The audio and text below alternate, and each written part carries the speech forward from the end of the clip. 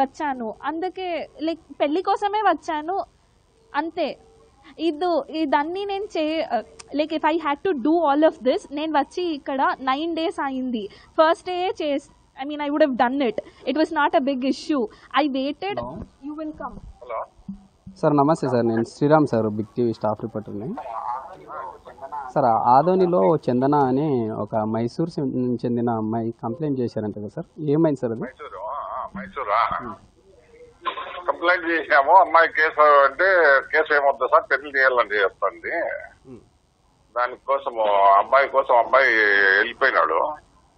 ఆ అబ్బాయిని పిలిపించే దానికోసం ప్రయత్నం చేస్తున్నాం. అది వాళ్ళ తల్లిదండ్రులకు చెప్పి, తల్లిదండ్రులు కూడా వెళ్ళిపోయినారు కర్నూలులోను.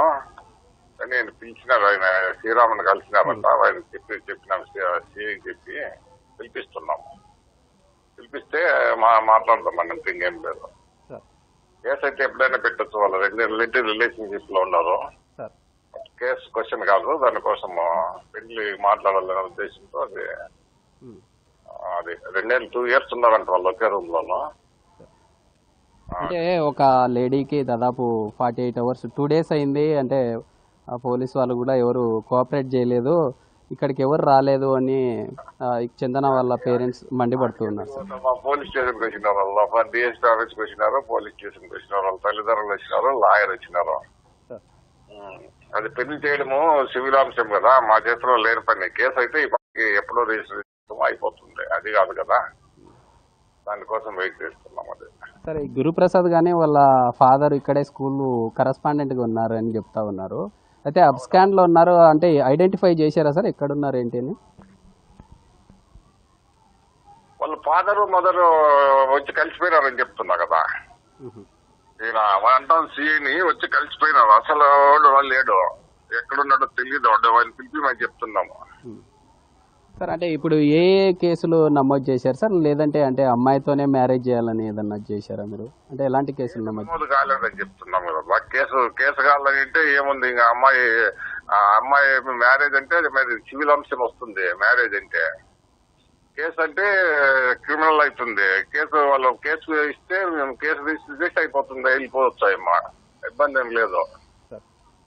అదే కేసు లేదు కదా. ఈ ఆదోని 1 town లో వచ్చి మాట్లాడేళ్ళారా సార్ అయితే పేరెంట్స్ మాట్లాడి ఆదోని 1 town అంటే 1 town కర్నూలులో ఉంటే పోయి మాట్లాడి వెళ్ళినారంట. అదే వాళ్ళు వస్తే దానికి తెలుస్తుంది. అది వాళ్ళు కౌన్సిలింగ్ చేసి ఒప్పేయాలని. అంటే ఎప్పుడు పిలుస్తా ఉన్నారు సార్ కౌన్సిలింగ్? అంటే ఇరు పేరెంట్స్ ని ఎప్పుడు పిలుస్తారు? ఏదో అర్థమే కానీ ఏదో అర్థం కానట్లుంది కదమ్మా.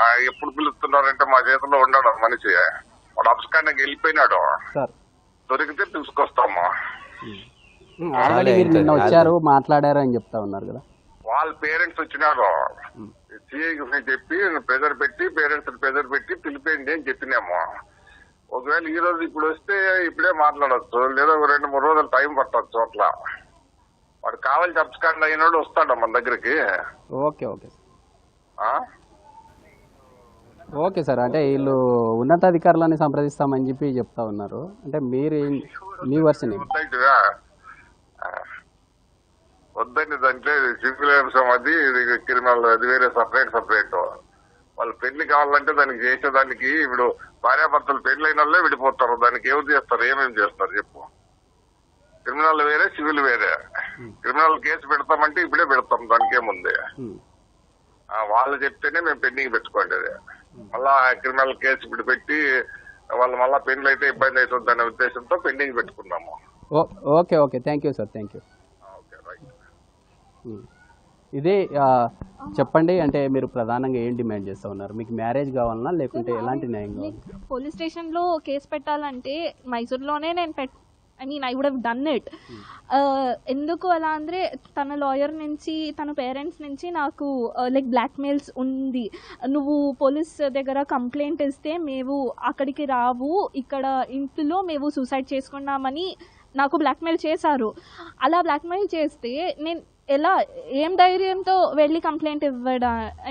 How can I give a complaint వాళ్ళు నన్ను అలా బ్లాక్మెయిల్ చేస్తే?